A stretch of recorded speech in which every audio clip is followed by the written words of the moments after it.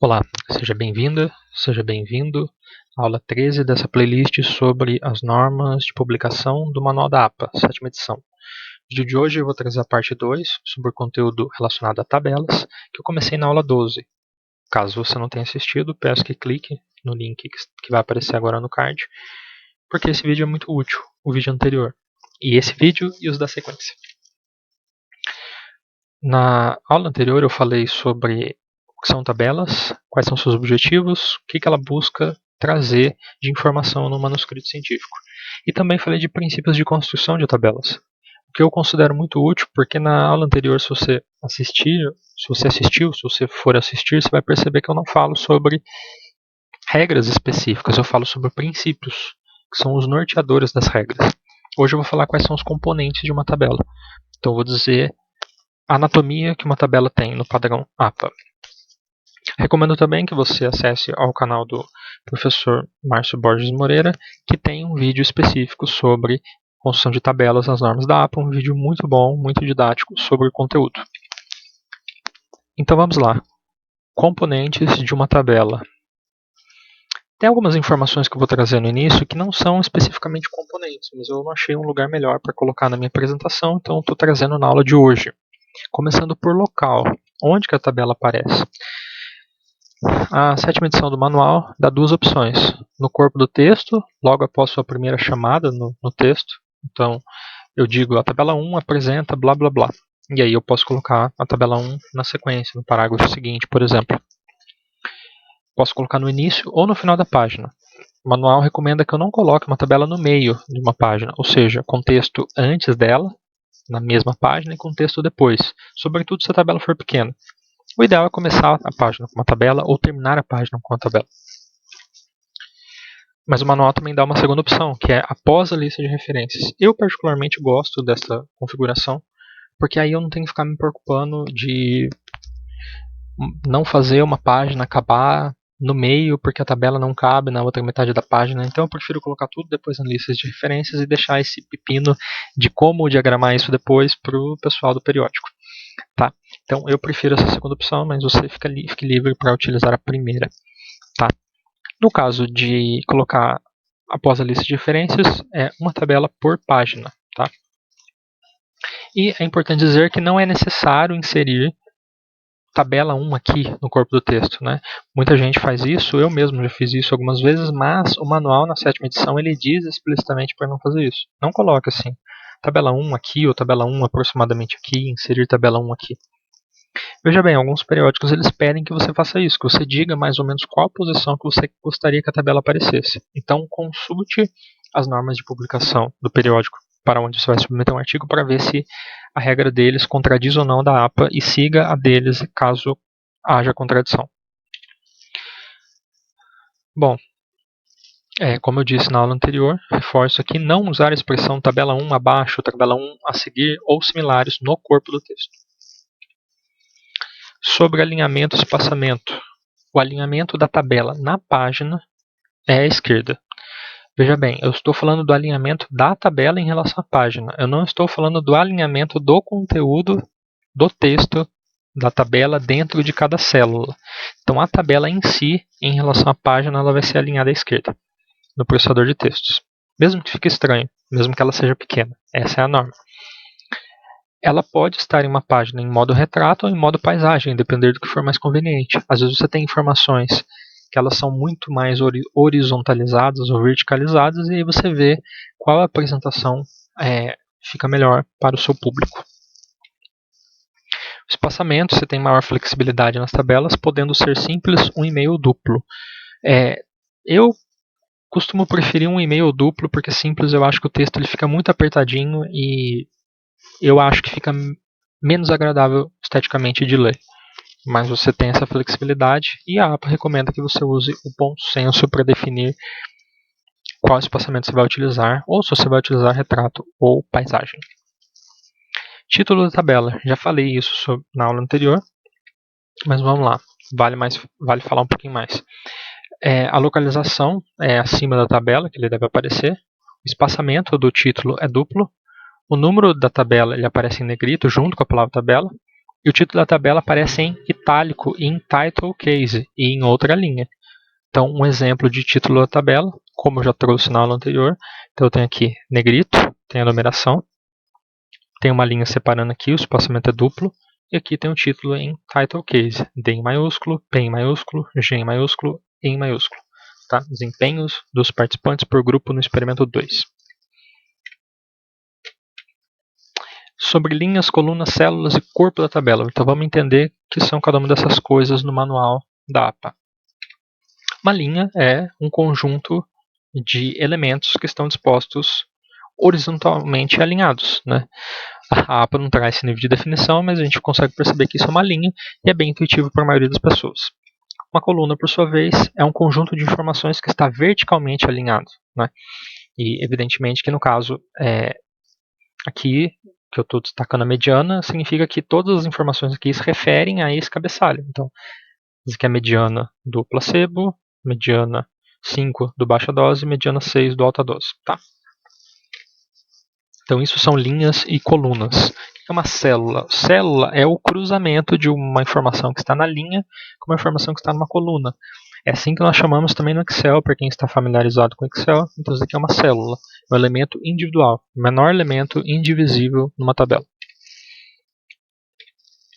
Esse daqui é o corpo da tabela. Geralmente a gente se refere ao corpo como as informações numéricas que excluem, né, a primeira coluna, que é a coluna das variáveis, das medidas, das informações de interesse, e os cabeçalhos das colunas que se referem às estatísticas que estamos calculando na tabela. Tá, então esse aqui é o corpo da tabela.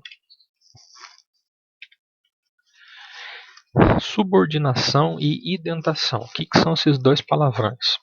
Bom, identação também é chamado de recuo, né? Talvez no manual da APA eu não sei como que ele está, se ele está identação ou recuo, mas entendam como sinônimos. Identação simplesmente é esse recuo aqui, ó. Então deixa eu explicar aqui para vocês. Essa informação aqui ela está centralizada, escala e fator, centralizado. Essa informação aqui ela está alinhada à esquerda. E essa informação aqui ela também está alinhada à esquerda, mas ela tem um pequeno recuo. Né? Esse recuozinho, que igual quando a gente faz um parágrafo no texto, dentro da tabela, esse recuo é o que a gente chama de recuo ou indentação. Nas tabelas da APA, nós utilizamos 0,15 polegadas. Traduzindo isso para a nossa linguagem de centímetros, isso dá 0,381 centímetros, segundo o Google. Tá? Eu procurei no PyGoogle, porque eu não sei traduzir e converter polegadas em centímetros, mas eu pesquisei no Google e me falou que é 0,381. Tá? Então, quando que eu uso subordinação e identação? Porque eu mostrei aqui, mas não expliquei quando eu uso. Eu vou usar geralmente quando as informações que eu tenho aqui elas estão hierarquicamente submetidas a um nível superior. Então aqui eu tenho uma escala de burnout e eu tenho os fatores. Tá? Poderia ser numa situação que eu tenho aqui, por exemplo, sexo, e aqui eu tenho masculino e feminino, ou eu tenho aqui ocupação, profissão, sei lá, e aqui eu tenho daí administração, engenharia, direito, essas coisas. E aí eu coloco um recuo para dizer, ó, essas estatísticas aqui, elas se referem a subcategorias dessa estatística maior. Scores em tarefas de memória. Eu posso ter aqui, tarefa de spam, de digit spam de memória, tarefa de cubos de Corse, tarefa não sei das quantas, tarefa do cavalo não sei das quantas. Então é mais ou menos isso que eu vou fazer aqui. Eu utilizo o recuo para dizer, ó, essas informações aqui elas se referem à escala de burnout, porque eu tenho dois níveis de cabeçalho aqui, escala e fator. Então escalas elas vão aparecer alinhada à esquerda, que eu poderia ter uma segunda escala, e os fatores eles vão aparecer um pouquinho recuados com 0,381 de recuo. Não use tab e nem espaços para fazer a sua indentação. Tem gente que aperta a tecla tab ou aperta barra de espaço, conta 1, 2, 3, 4, 1, 2, 3, 4, 5. Não faça isso. Use ferramenta de recuo do processador de texto. No Word, que é o software que eu utilizo, eu venho em parágrafo, né, seleciono primeiro aquelas células da minha tabela que eu quero identar, e aí venho aqui em recuo, que é sinônimo, né, recuo e indentação, e vem aqui, ó, na primeira linha eu quero que você coloque um recuo, supondo que seja só na primeira linha, né, de 0,381. Na verdade, aqui no caso não seria só na primeira linha, seria um recuo em todos. Então eu teria que mudar aqui, né? Seria para todas as linhas. Mas é esse deslocamento de 0,381 que eu estou colocando. Então esse é o comando para fazer isso, né? Se a minha unidade de medida não estiver em centímetros, estiver em polegadas, eu coloco 0,15. Cabeçalhos. Bom, cabeçalhos acho que é um pouco intuitivo também, mas decidi falar sobre tudo. São os nomes das colunas da tabela. Essa informação aqui é o que o manual chama de Table Spanner. Não sei como que traduz isso, mas então eu coloquei aqui, adaptei isso de um artigo que eu publiquei. No artigo não está exatamente isso, eu inventei essas informações aqui, mas a ideia é que eu tenho aqui tem diferentes modelos, né? Então eu testei vários modelos de regressão e aí eu queria colocar os valores dos meus coeficientes não padronizados, erros padrões dos coeficientes, estatística T e valor P. Eu queria fazer isso para vários modelos. Então a maneira de fazer isso é repetir as informações aqui, por exemplo, colocar os coeficientes aqui, suas respectivas estatísticas, mas aqui eu coloco, aqui é o modelo 1, é como se isso fosse uma tabela, aqui fosse uma segunda tabela e aqui fosse uma terceira tabela. A informação que está lá em cima ela se refere a toda a coluna, porque está tudo alinhado. Né? E aqui está tudo alinhado também. Isso aqui é como se eu estivesse quebrando em subseções da minha tabela. E isso é o que a APA chama de Table Spanner. Isso é usado em tabelas mais complexas. Né? Eu não sei como traduzir isso, mas saiba que você pode fazer isso em alguns casos, caso te seja relevante fazer algo do tipo. Notas de rodapé. Trata-se de um elemento opcional da tabela, nem toda tabela vai ter esse elemento, porque às vezes a nota de rodapé não é necessária, porque toda a informação que está na tabela é autoexplicativa. Mas, se elas forem usadas, elas podem ser de 3 tipos, você pode usar os 3 ou não. Temos as notas gerais, as específicas e as de probabilidade. E aqui eu trouxe um exemplo de uma tabela que tem nota de rodapé geral. A nota de rodapé geral, ela geralmente se refere à informação que é transversal a toda a tabela. Não é de uma célula específica, não é explicando uma sigla, nada. É uma coisa que é mais transversal. A palavra nota vai em itálico, logo abaixo da tabela, né, do fechamento aqui dessa barra da tabela, e eu coloco informação aqui, por exemplo, em cada um dos grupos, n igual a 15. Tá?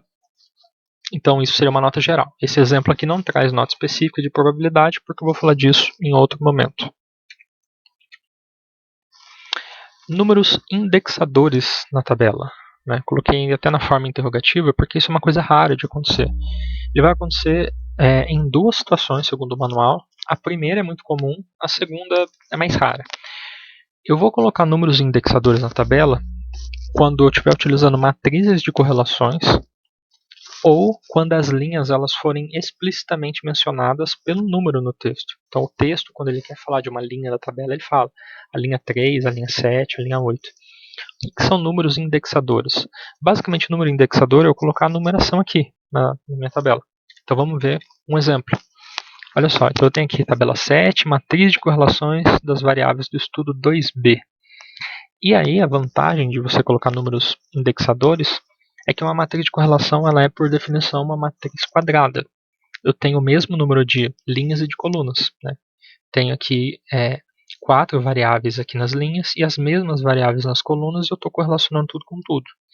Na diagonal eu coloquei o n' para representar aqui que na verdade é a correlação da variável com ela mesma. Então, não preciso colocar porque aqui seria tudo 1. E aqui na parte de cima eu não preciso colocar porque a matriz ela é espelhada em torno da diagonal principal. Porém, dependendo do que eu for escrever aqui, ó, abertura a novas experiências, não vai caber aqui, vai ficar meio apertado, né? Conscienciosidade, neuroticismo, maquiavelismo. Então eu referencio os mesmos nomes aqui nas colunas pelo número, e o número já está aqui. Eu dei um exemplo de uma tabela pequena, poderia ter uma matriz 20 por 20, né? Então eu teria muito mais informação, o número de colunas vai aumentando também. Então aqui eu coloquei só 4 para dar como exemplo, mas olha só, eu sei que esse valor aqui, 39, se refere à correlação de conscienciosidade com o número 2. O que é o número 2? Neuroticismo. Então a correlação entre conscienciosidade e neuroticismo foi 0,39. Ok? Então esse é um bom caso para usar números indexadores. Agora usar por usar, não precisa. Né? Se você não for mencionar as linhas por número, não precisa. E se não tiver uma matriz de correlação grande, também não é necessário. Então a gente chega ao fim da segunda aula da sequência sobre tabelas. Espero que o vídeo tenha sido útil e até o terceiro vídeo da sequência.